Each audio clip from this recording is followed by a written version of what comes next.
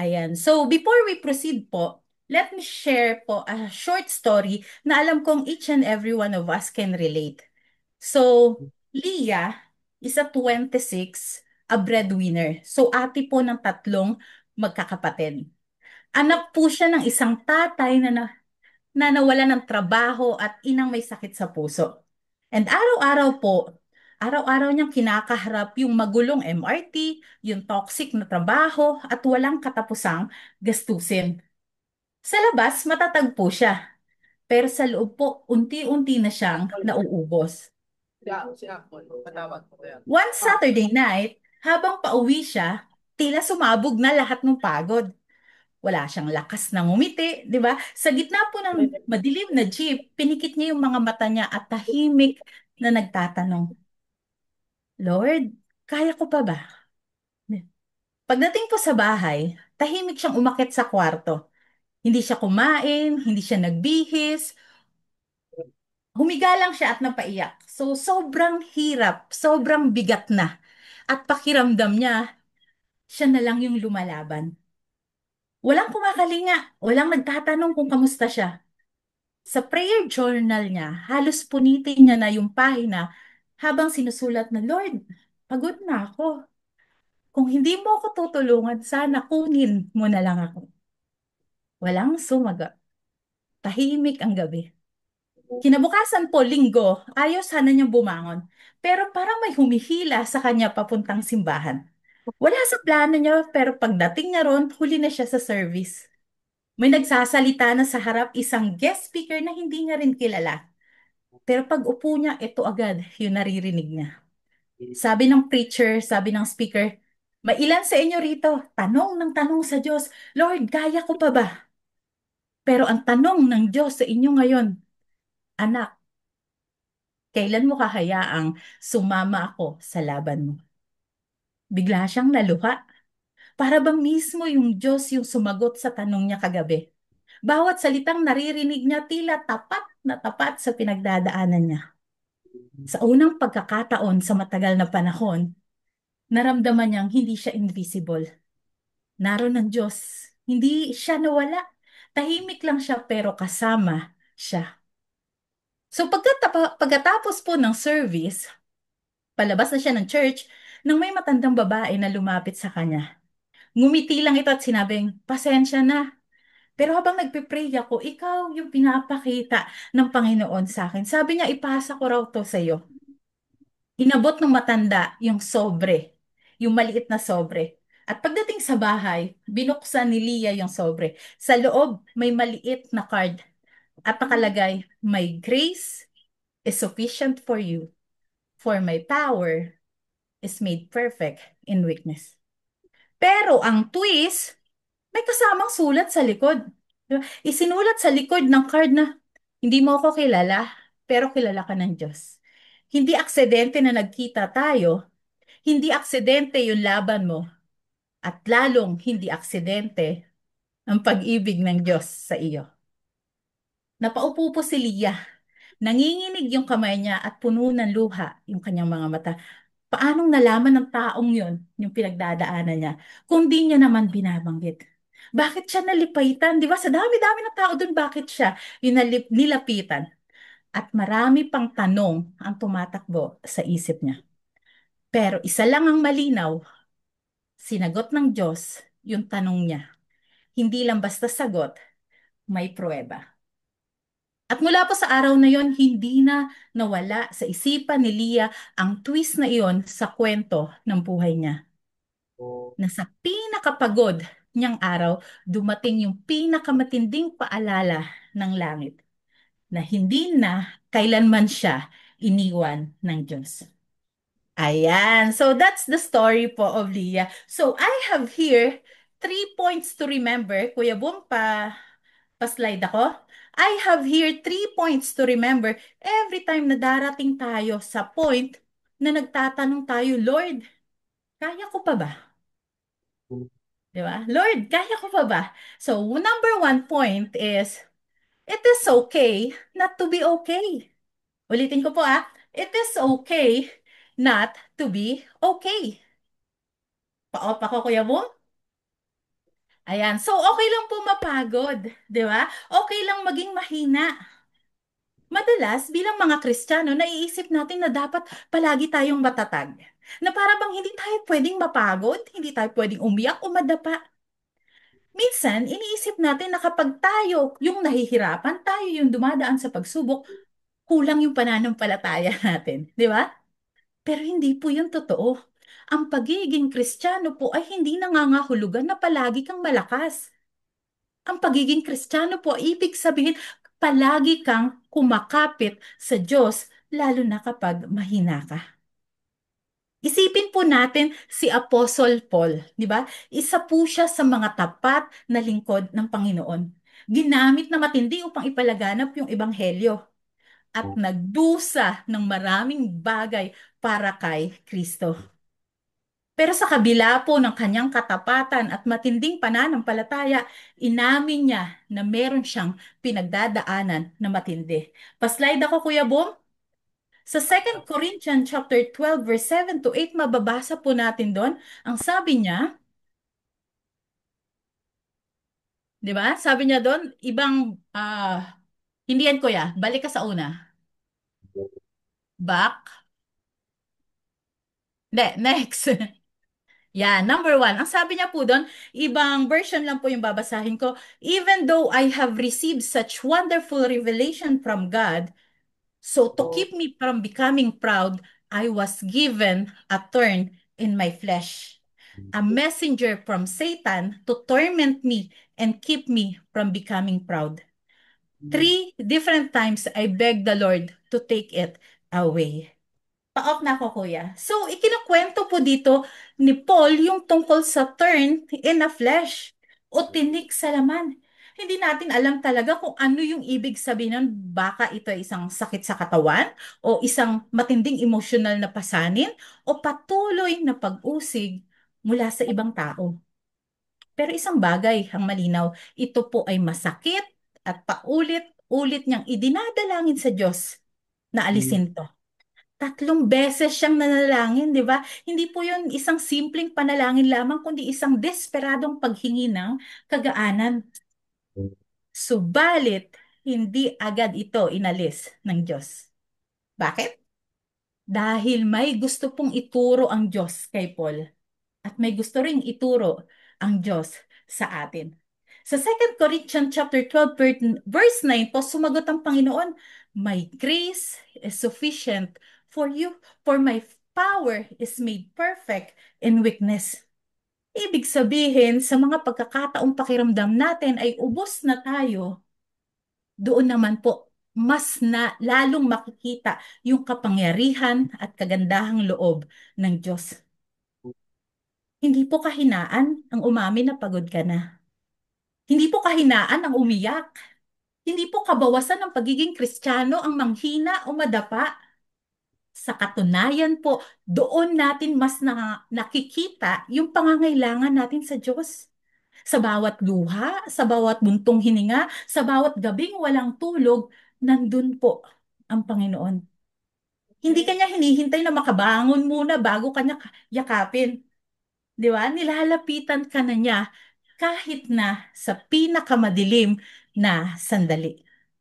So yes, it is okay not to be okay. Dahil sa gitna po ng ating kahinaan na ipapakita ang tunay na lakas na nagmumula sa Diyos. Paslide ako, Kuya Bong. At sa mga oras na tila wala tayong maibigay, si Jesus mismo ang nagsasabi ng ating second point.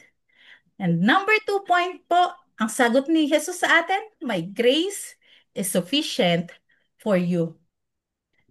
Ang sagot ni Lord kay Paul ay hindi kagalingan, hindi mabilisang solusyon, kundi isang malalim na biyaya.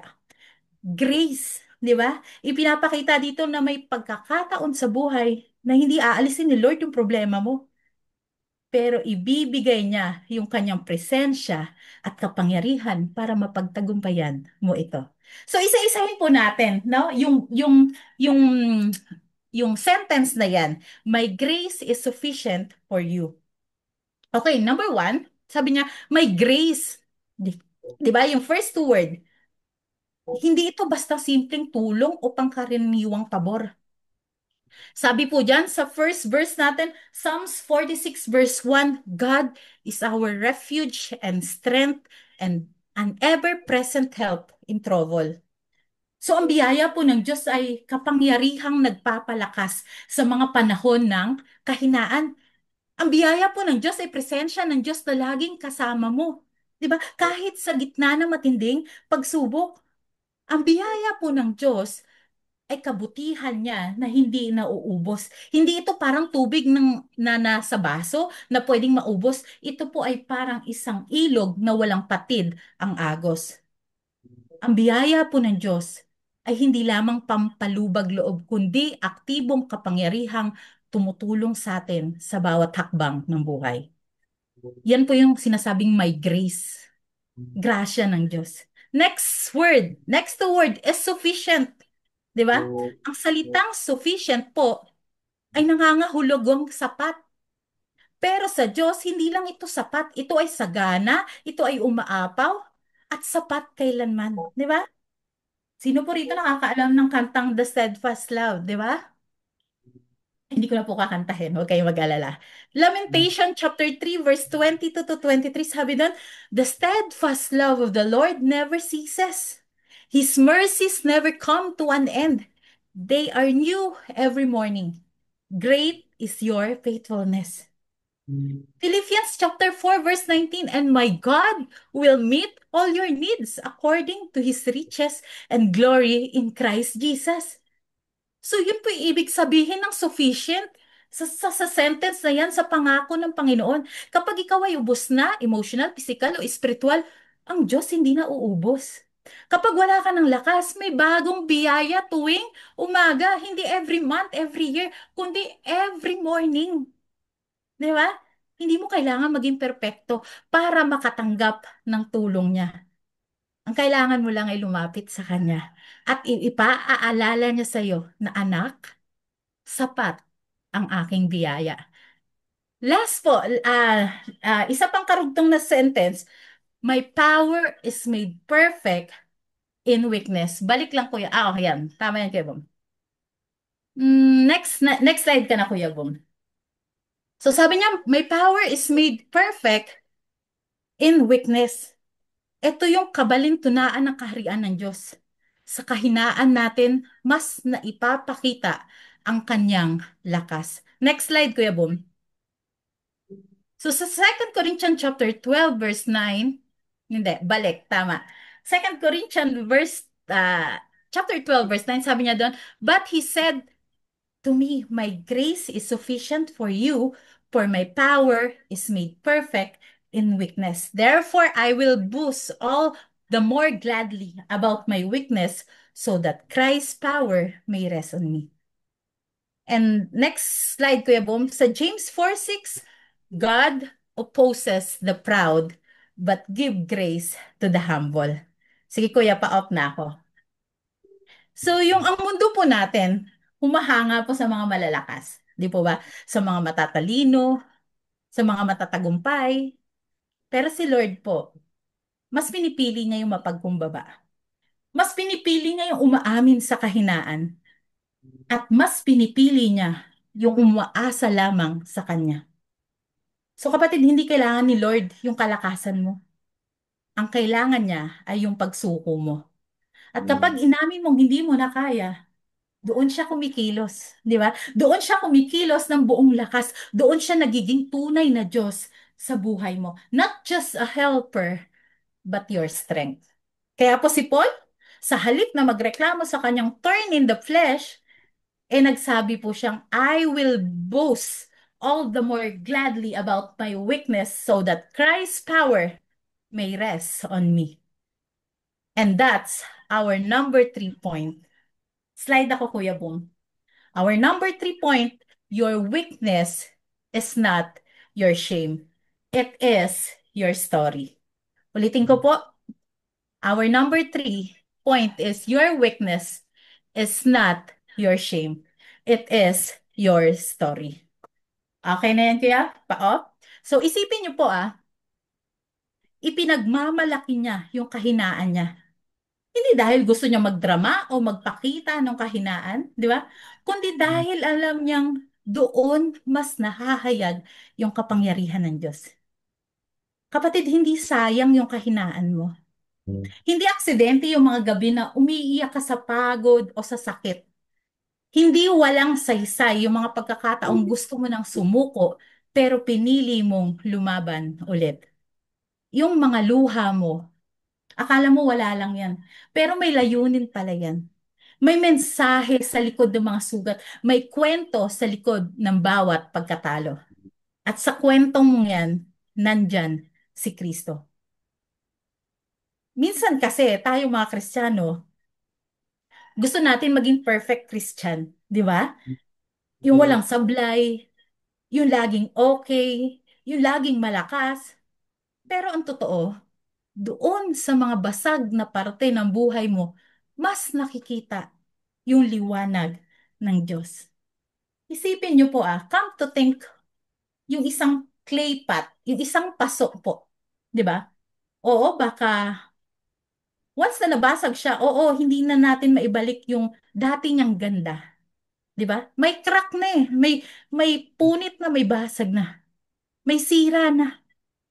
Pero kung lalagyan mo yung basag na paso na yan ng ilaw sa loob, mas makikita mo yung ilaw na lumalabas sa mga lamat, sa mga basag.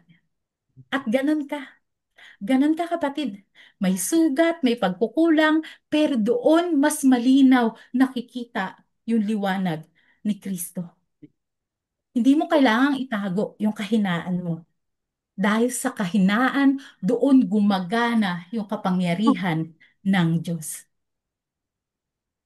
Kaya wag mo ikahiya yung pinagdadaanan mo, di ba? Wag mo itago yung mga times na nadadapa ka, nagkakamali ka. Kasi yan yung mga moments na ginagamit ni Lord para bumuo ng mas matibay na ikaw. Kaya ang testimonya natin hindi na dapat perfect life kundi a messy life, isang magulong buhay redeemed by a perfect God. So yes, your weakness, it's not your shame. It is your story. And when you share that story, you shine His glory. So, dumarating po tayo sa pagkakataong parang hindi na natin kaya. Mapapabuntong hininga, di ba? Mapapatingin sa langit. Magtatanong, Lord, kaya ko pa ba? Kung nararanasan mo ito ngayon, hindi ka nag-iisa. At may pag-asa. So, ano pong gagawin natin? Paslide ako, Kuya Boom. Ano pong gagawin natin every time na dumarating tayo sa ganung parte ng buhay natin? Okay, number one, our life application, maging honest ka kay Lord. Di ba? Hindi mo kailangan magkunwaring malakas. Hindi mo kailangan magkunwaring okay sa harap niya. Kasi si Lord, hindi siya natatakot o naiilang sa mga tanong mo, sa luha mo, o sa sakit ng puso mo. Sabihin mo sa kanya yung totoo. Yung pagod mo, di ba? Yung pangamba mo, yung pagkabigo mo. Ang sabi po sa Psalms chapter 62 verse 8, pour out your heart before Him. God is a refuge for us. So God desire your heart more than your performances. Kaya huwag kang matakot maging totoo sa panalangin mo. He can handle your honesty at higit pa ron, He welcomes it. Number two, humingi ka ng grace araw-araw. Yung lakas po natin kahapon, hindi na po yan sapat para sa laban natin ngayon. Pero ang maganda po, ang biyaya po ng Diyos ay hindi nauubos. Kaya nga yung panalangin itinuro sa atin ni Jesus, sabi niya, di ba? Give us this day our daily bread. Araw-araw, di ba? Araw-araw tayong binibigyan ng Diyos ng sapat na lakas, sapat na pag-asa at sapat na biyaya para sa araw na yon. Huwag kang matakot humingi ulit bukas dahil ang biyaya niya ay sariwa tuwing umaga. And number three, gamitin mo ang storya mo. Use your story. Akala natin minsan kailangan muna nating maging okay bago tayo makapagsilbi o makapagbahagi ng ating kwento. Basta pa ko, Kuya Boom. Pero sa totoo lang, minsan yung mga sugat natin, Yun yung nagiging daan para maabot ang puso ng iba. My grace is sufficient for you, for my power is made perfect in weakness. Ang kahinaan mo ngayon ay maaaring maging testimony mo bukas. At kahit ngayon, habang hindi ka patapos sa laban mo, maaari ka nang gamitin ng Diyos. Minsan, doon sa mga hindi natin kaya moments, mas lalo nating naipapakita kung gaano kakaya ni Lord. So kung dumarating ka na sa araw na ito na basang-basa na ng pagod, hindi lang sa katawan, kundi sa puso, sa kaluluwa, di ba? Maaring puno ka na ng tanong, puno na ng takot, at puno na ng panghihina. At sa gitna ng lahat na yon, humihinga ka na lang ng malalim at tatanong, Lord, kaya ko pa ba? Pero ngayong sandali, ipinapaalala po ng Diyos yung katotohanan na at na hindi po nagbabago. Hindi ka nag-iisa. Paslide ako, Kuya Bong. Hindi po base sa sarili mong lakas ang laban mo. May Diyos na kasama ka. May Diyos na nagsasabing, anak, kaya mo pa dahil kasama mo ako. Sa bawat hakbang, sa bawat luha, sa bawat pagod mong gabi, nandyan siya. At sa biyaya niya, may bagong lakas, may bagong pag-asa. Kaya ngayong araw na ito, ang tanong ay hindi na kaya ko pa ba? Kundi, Lord, hawakan mo ko habang nagpapatuloy ako. Dahil kung siya yung may hawak, hindi ka maliligaw, hindi ka mawawala, at hindi ka mawawala. Sige po, let's all stand and sing this song. Because of who you are, may I request, Ate Ken?